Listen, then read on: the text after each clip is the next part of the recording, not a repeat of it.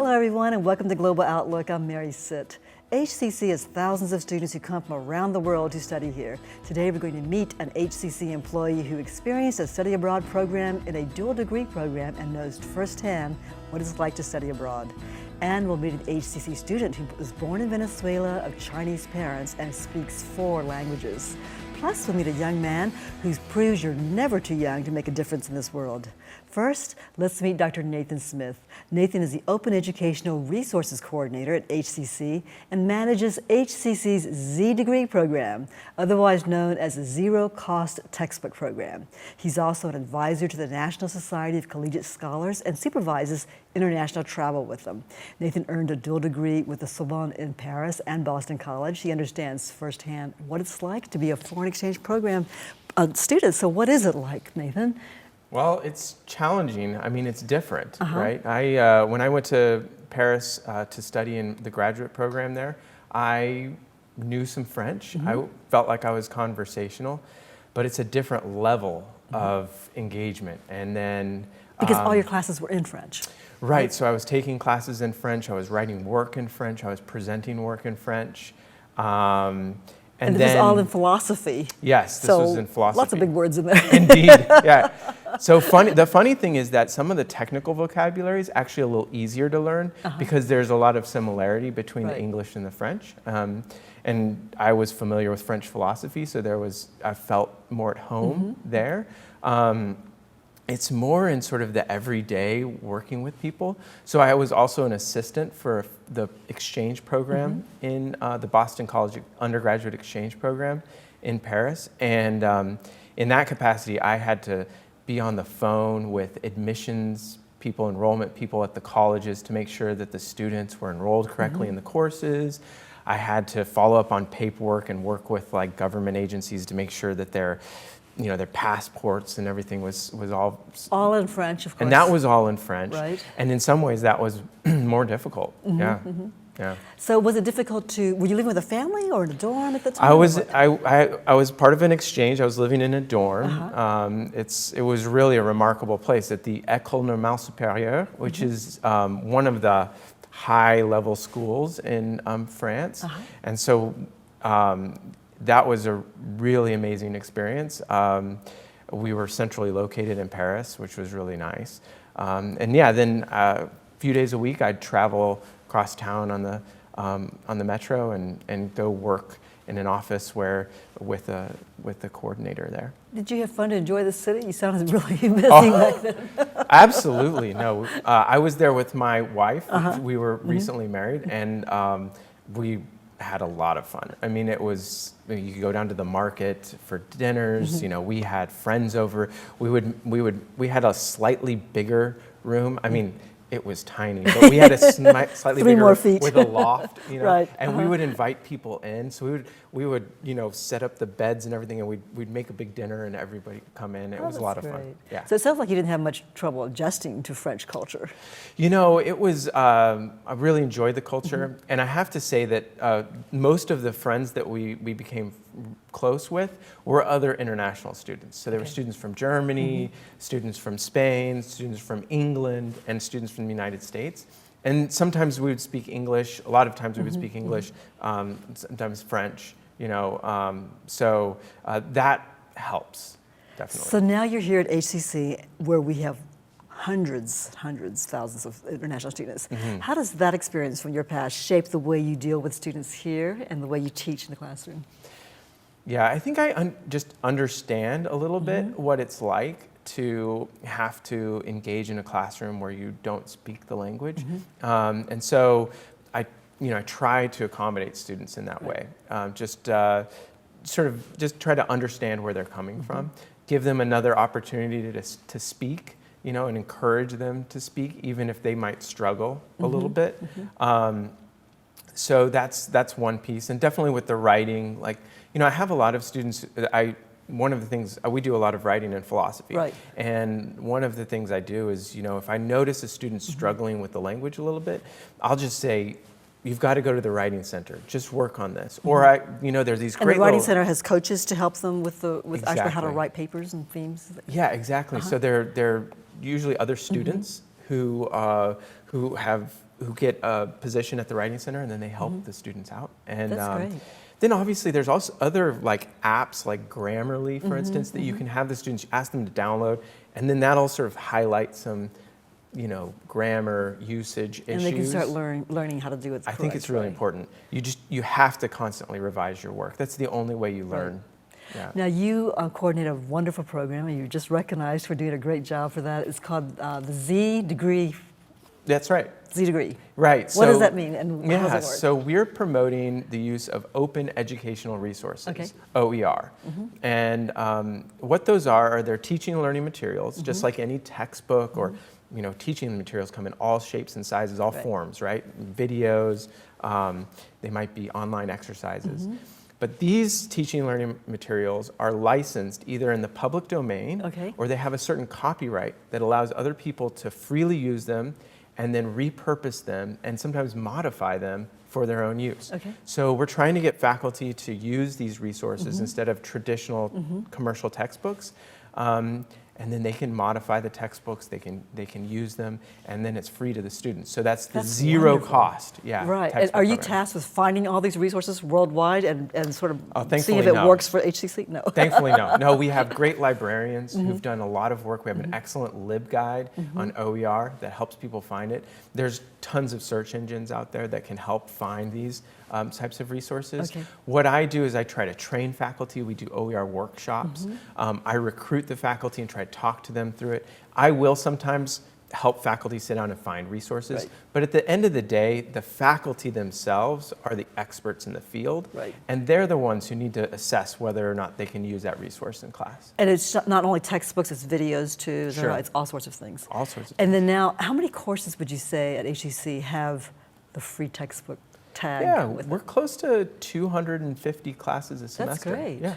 Because textbooks are expensive. Exactly. They're very expensive. Exactly. So, are you finding good quality, research out there that that students can use? Absolutely, absolutely. And one of the best examples of this is just in our backyard at Rice University.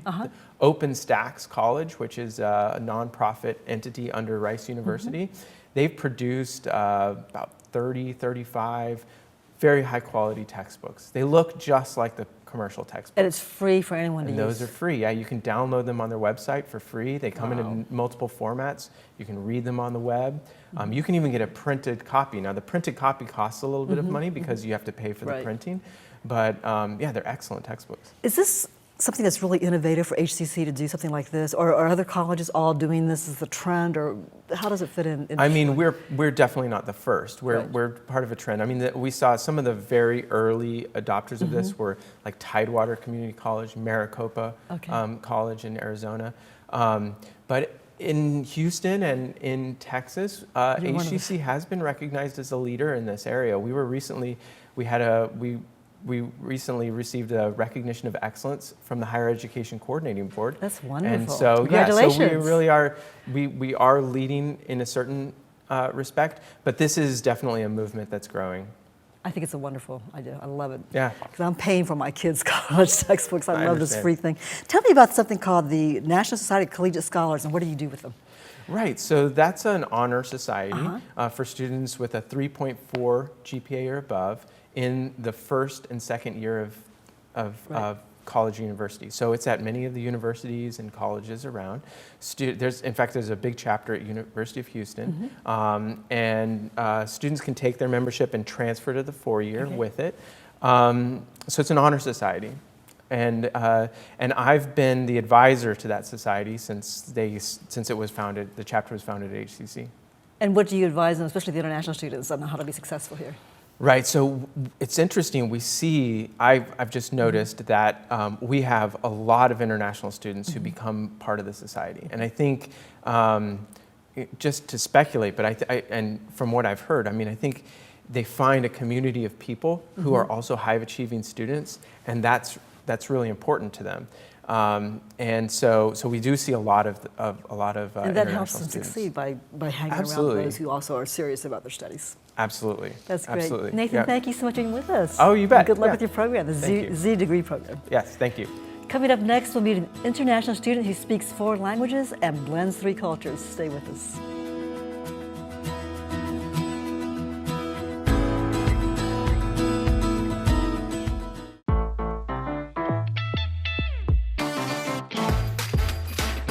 HCC. So many reasons, so little tuition. Register today at hccs.edu/now. I've seen people's lives change just by attending a class at HCC. Some of them might not have the financial means to go to a four-year university. That doesn't make them any less quote-unquote smart than the kids who go to a four-year school. HCC is easy to get to. It's easy to apply and easy to become a part of. It gave me so much confidence. Once you finish your 2 years there, you can transition into a four-year university or go into the workforce. It's affordable, it's accessible, it changes lives.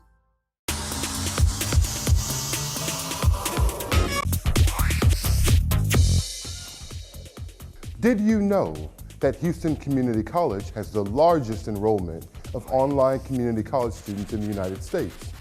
Hi, I'm Paul Calhoun. The HCC Online College proudly enrolls over 20,000 students. We offer more than 30 online degree and certificate programs, as well as online student services, including admissions, advising, counseling, and technical support. HCC Online College, anywhere, anytime. For more information, visit our website, hccs.edu/online.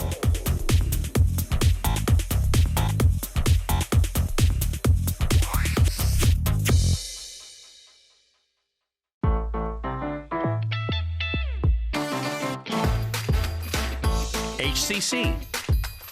So many classes, so little tuition. Register today at hccs.edu/now.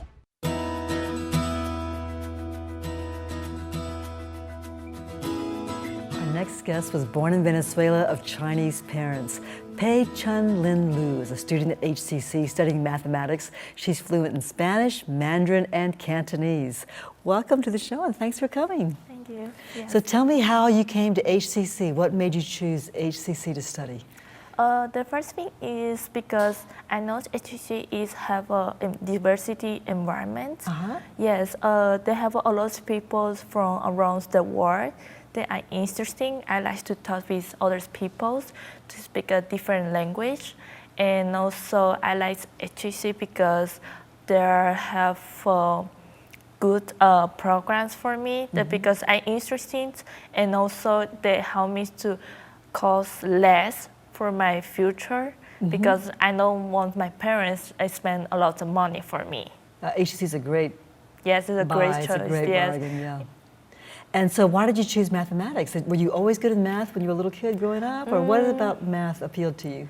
I know some people thinking about Asian people are good at math, but it's not because I'm good at math. I like to math because I have been mathing. I enjoy them, and also I like to be people to solve problems.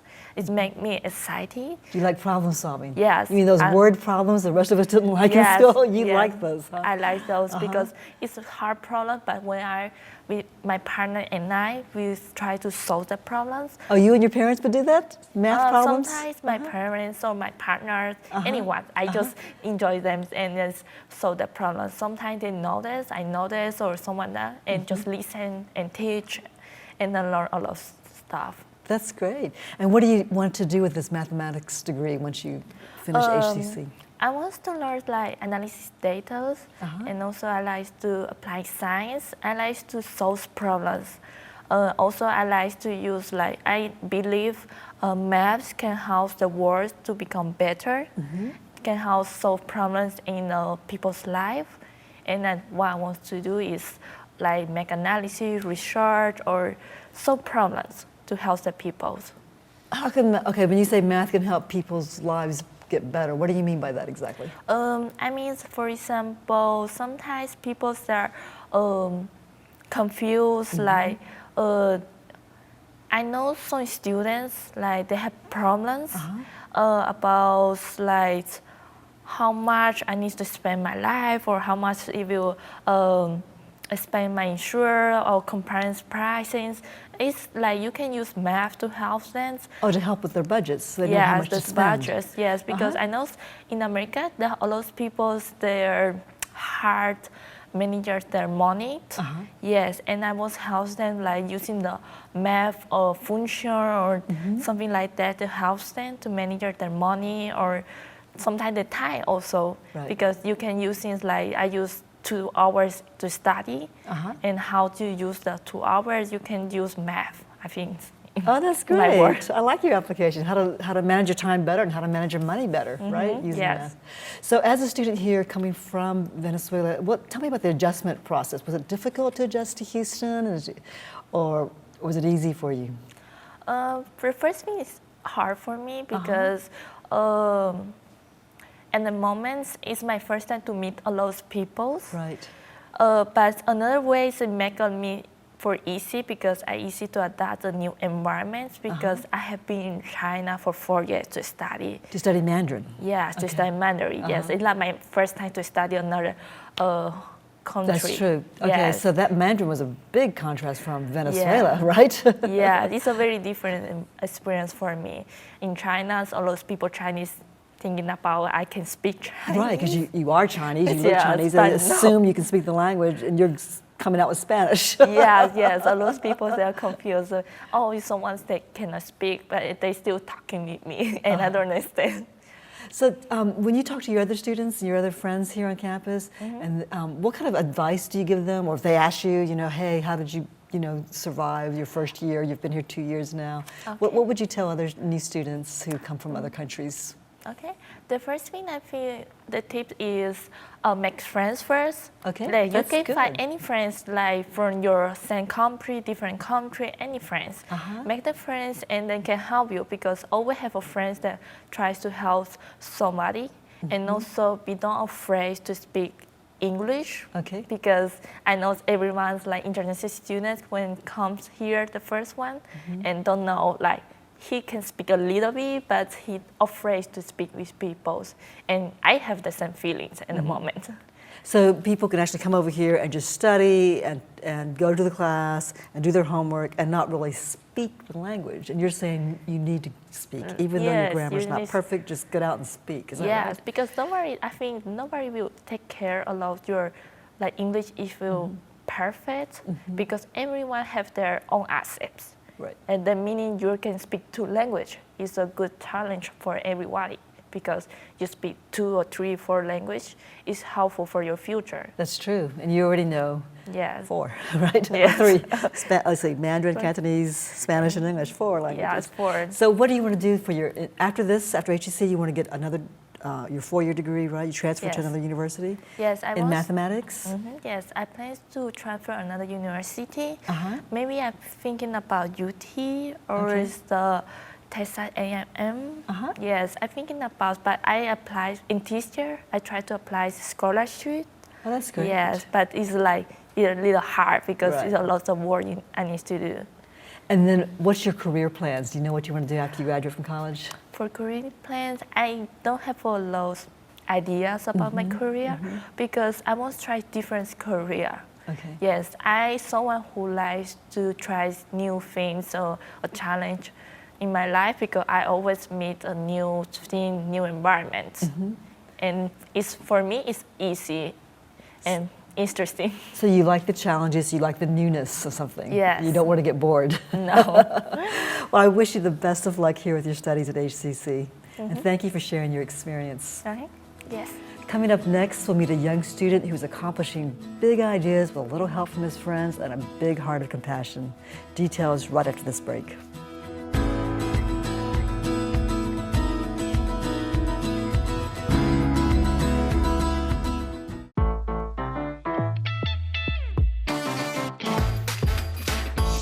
HCC.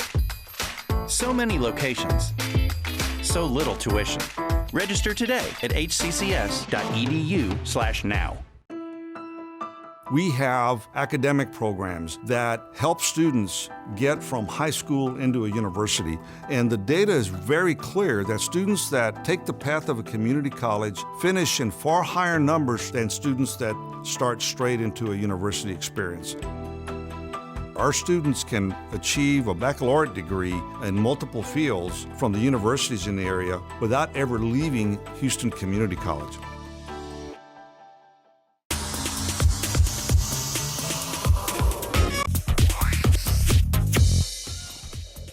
Hello, my name is James Mabel and I serve as Director of Career and Job Placement Services at Houston Community College.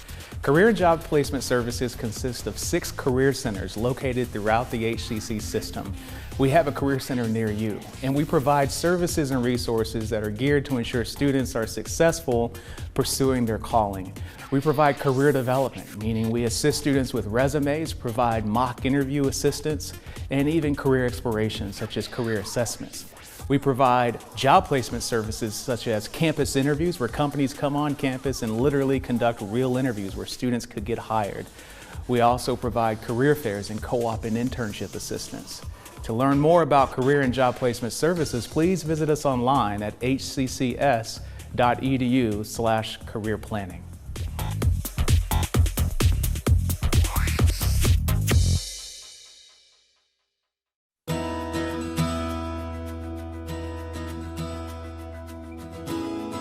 Next guest is only 16 years old, but his young age doesn't stop him from accomplishing big things for the good of the community. Ethan Kyle is a senior at Straight Jesuit who enjoys rugby, weightlifting. He's also a businessman and owns a real estate company with his 2 brothers, younger brother and one a couple of years older than you. So they're all young, and he flips houses and then uses the profit for something called the Awesome Fund. He also leads 2 giving circles, and he started all this when he was 11 years old. So wow, I'm impressed. Thank you, thank you. Thanks for coming on the show, Ethan. No problem. So Thanks for first of all, what is a giving circle? So a giving circle, that's, well, we have a teen giving circles. It's a group of teenagers that we have. Most of them are friends and family. So we all get together, we find organizations that we like, and we raise money and we give the funds to help organizations that can serve the community. So you try to find community organizations that are locally based in Houston? Locally based, yes, yes. So you can't save the panda bear or something like that? No, no, but we try to do as much as we can with what we have, so. Okay, so how did you get started in this wonderful, philanthropic thing? It started, well, when I was really, really young, younger than when we started the Giving Circle.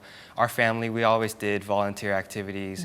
And then as we got older, we started to do more, and some of our friends started seeing what we were doing, and they wanted to join. So eventually, we all got together, me, my brothers, 7 of our close friends. We started the Asian American Youth Giving Circle, and that's how it all started with the Giving Circles, and we kept on growing and growing until we're where we are now. So you made giving things away and giving to the community a fun thing. That's why they wanted to join. Yes. So how did you make it fun, and how did you make it, just really interactive so the kids got all involved, and how did they raise the money to give away? Well, raising money, it's a bit different now than it used to be. We used to have an event called the annual Mother-Son Luncheon. But over time we saw that it wasn't very, we didn't spend our time and money well there, so now every member is responsible for raising their own membership fee. So then our group is able to spend more money and time volunteering in the community, which and is what's better. the membership fee for this circle? For our family, we have 3 kids, so it's going to be $1,200. Okay. So, yeah. So it's per person. It's if you per want, person. If you want to join, come with a fee. And how do people raise the money to cover the fee? Everyone has their different ways, but for me and my brothers, it's through our Awesome Fund, like we talked about earlier. We raise money from flipping houses, and then we put that money towards the Okay, Giving so Circle. you're only 16, and you started this when you were 11. And how do you flip houses when you're this young? And how do you find the houses, buy it, and flip it? So our dad does help us a lot actually, but we go to work with him. We'll see the houses, we'll talk with the contractors. He's in real estate? He's in real estate, yes. So we'll go and talk with the contractors, do as much as we can. We can't do everything, but we try to help. So every weekend we'd go to the houses, do the little things, like put in the doors, try to paint a little bit of things. So you actually renovate it yourself as much as you did. can? Every weekend when we were flipping the houses, so. And you didn't feel like, oh, I can't go out and play with my friends this weekend? Well, not really. We would come back on the nights and we still have time to have fun, so yeah. So on the weekends you would be fixing up these old houses. And where did you get the money to actually buy the houses? This is where our parents came in. So they helped you? They helped us. We didn't have money when we were 11 to buy houses, so, but what you learned all the techniques though of how to do it, how to buy a house, how to fix it, how to flip it, make a profit. Yes. And then you took that profit and put it into the Awesome Fund to give away. Yes. How do you choose your beneficiaries? So for the Asian American Youth Giving Circle, through our website, we send out applications to organizations, and then they'll fill it out. They'll make a little video to send back. They'll send it all back to us. And then individually, everyone watches the videos, reads the applications, so they know a little bit about each thing. Then we have a group meeting. Everyone comes together, and we talk about our favorite ones and which ones like match our goal the best, ones that serve the Asian youth in the community in Houston. And then we'll find our top favorite ones, and then we'll decide how much each organization will get. So. Now, is this all in a discussion? Do you vote? Do you argue about it? Do you sit there and draw straws? Do you bribe people? It's normally a good consensus, but you do have to talk about it, debate which ones should receive more money, which ones should receive a little bit less, so yes. So tell me about some of the groups you've helped. So we've helped over 10 organizations. They're all on our website, but I can tell you a little bit about my favorite ones. So Hope Clinic and Interfaith Ministries have been my favorite ones. And tell me why. So with Hope Clinic, we helped them a few different times. They are a clinic based in Houston, around the Chinatown area, so they help a lot of Asians.